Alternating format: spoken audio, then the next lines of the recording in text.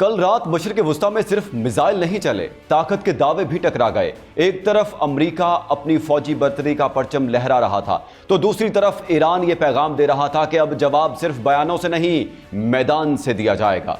सवाल यह है कि आखिर रातों रात ऐसा क्या हुआ कि पूरा खित्ता हाई अलर्ट पर चला गया?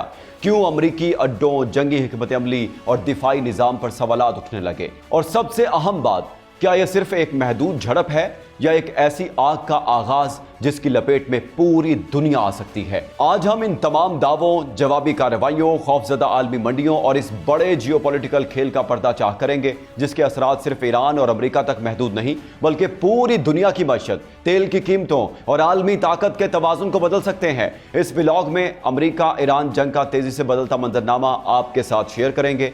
आप देख रहे हैं 92 न्यूज़ व्लॉग्स और मैं हूं मोहम्मद इसहाक। नाज़रीन, कल की रात बड़ी भयानक गुजरी है और इस भयानक रात में अमेरिका ने अपाची हेलीकॉप्टर गिराने के जवाब में ईरान पर शदीद बमबारी की।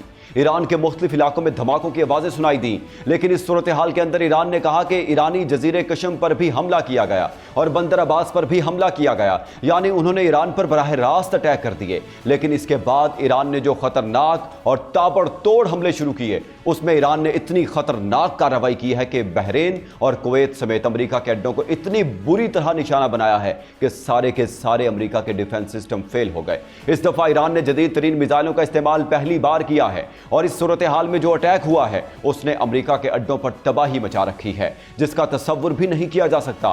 रात से लेकर अब तक ईरान ने अमेरिका के खिलाफ जो बमबारी की है वो इतनी ज़्यादा भयानक थी कि इंटरनेशनल मार्केट के अंदर गोल्ड की कीमतें बहुत बुरी तरह क्रैश हुई हैं।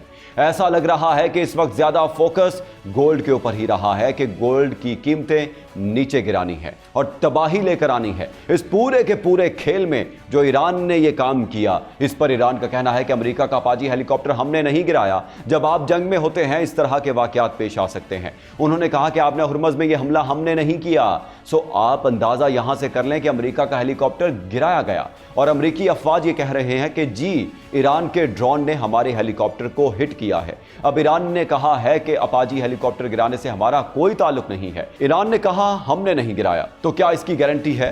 हो सकता है इराक से या कहीं और से जहां इसराइल की कोई सीक्रेट मिलिट्री बेसिस हैं, वहां से उन्होंने अमेरिका के हेलीकॉप्टर को गिरा दिया हो और इस हेलीकॉप्टर को गिराने के बाद इल्ज़ाम ईरान पर लगा दिया हो। यह गहरा इम्कान है कि ऐसी सूरत हाल हो सकती है, लेकिन जो इस वक्त मामला सामने आ रहा है वो तो क्लियर है।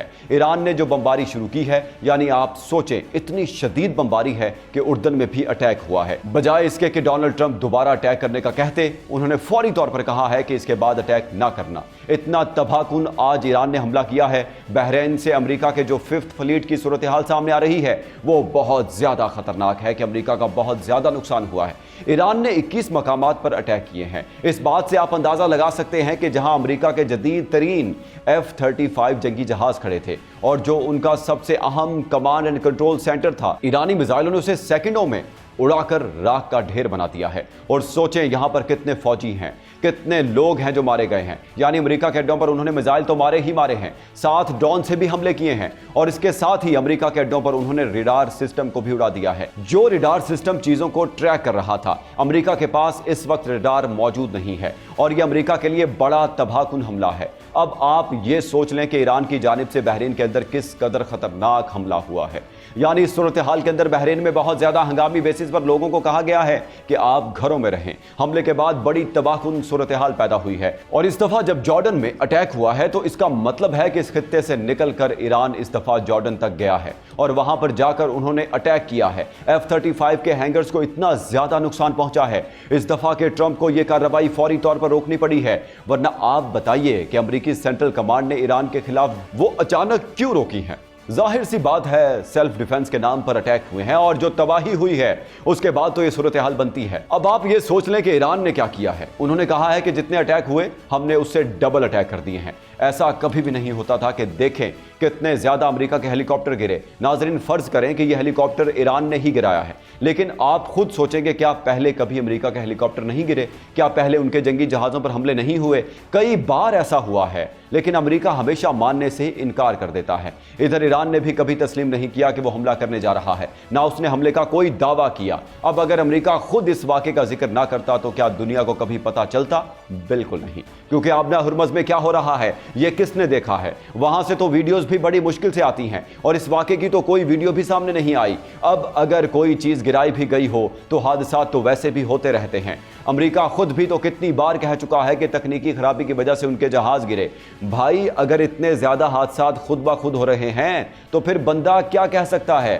لیکن اصل بات یہ ہے کہ امریکہ اس حقیقت کو ماننے کے لیے تیار ہی نہیں ہے کہ یہ کوئی حادثہ نہیں بلکہ ان پر باقاعدہ حملہ ہوا ہے۔ دوسری طرف آپ دیکھیں کہ سٹاک مارکیٹ کے لحاظ سے کل کا دن نہ صرف امریکہ بلکہ دنیا کی تاریخ کے چند بڑے دنوں میں سے ایک تھا۔ اس وقت مارکیٹ میں اتنا شدید خوف اور سنسنی پھیلی ہوئی ہے جس کا آپ تصور بھی نہیں کر سکتے۔ اگر ہم اس کی گہرائی میں جائیں تو پتہ چلتا ہے کہ انویسٹرز اس وقت بری طرح مایوس اور پریشان ہو چکے ہیں، کیونکہ مارکیٹ کسی بھی طرف جا رہی ہے۔ اب دنیا کو ڈونلڈ ٹرمپ جیسا ایک غیر مستحکم لیڈر ملا ہے جس کی وجہ سے یہ سب ہو رہا ہے۔ دیکھیے، لڑائی تبھی سمجھ میں آتی ہے جب وہ برابر کی ہو اور اس کے کچھ اصول ہوں، جہاں آپ کو پتا ہو کہ آگے کیا ہونے والا ہے۔ لیکن جب جنگ بے اصول ہو جائے اور کچھ پتا ہی نہ ہو کہ کب کیا ہونا ہے تو پھر کسی کو معلوم نہیں ہوتا کہ کب مارکیٹ اچانک گر جائے گی اور کب اٹھ جائے گی۔ ایسے حالات میں انویسٹرز کا پیسہ کب ڈوب جائے گا اور کس ملک کا کتنا بڑا بیڑا غرق ہو جائے گا کچھ نہیں کہا جا سکتا۔ آج کے دور میں سٹاک مارکیٹ یا شیئر مارکیٹ کسی تکنیکی تجزیے سے نہیں بلکہ صرف افواہوں، خبروں اور لوگوں کی باتوں سے چلتی ہے۔ جن لوگوں نے اپنی زندگی بھر کی جمع پونجی مارکیٹ میں لگا رکھی ہے وہ اس وقت شدید پریشان ہے کہ نہ جانے آگے کیا ہونے والا ہے۔ اب سب سے بڑا چیلنج خود امریکہ کے لیے کھڑا ہو گیا ہے کہ کیا وہ اگلا حملہ کرنے کی پوزیشن میں ہے بھی یا نہیں۔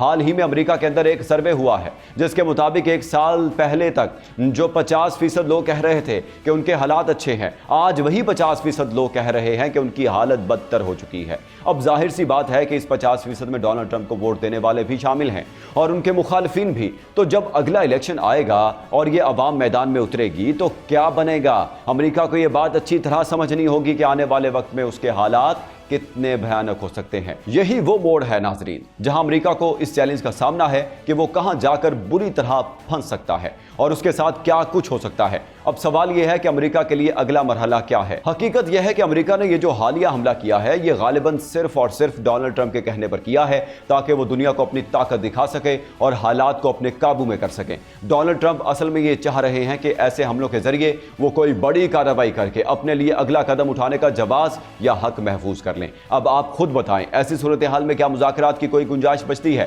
بالکل نہیں۔ دیکھیے یہ جو بار بار حملے کیے جا رہے ہیں یہ دراصل امریکہ کی طرف سے کسی بڑی بمباری سے پہلے ایران کے نئے ڈیفنس سسٹم کو جانچنے کی ایک سوچی سمجھی کوشش تھی۔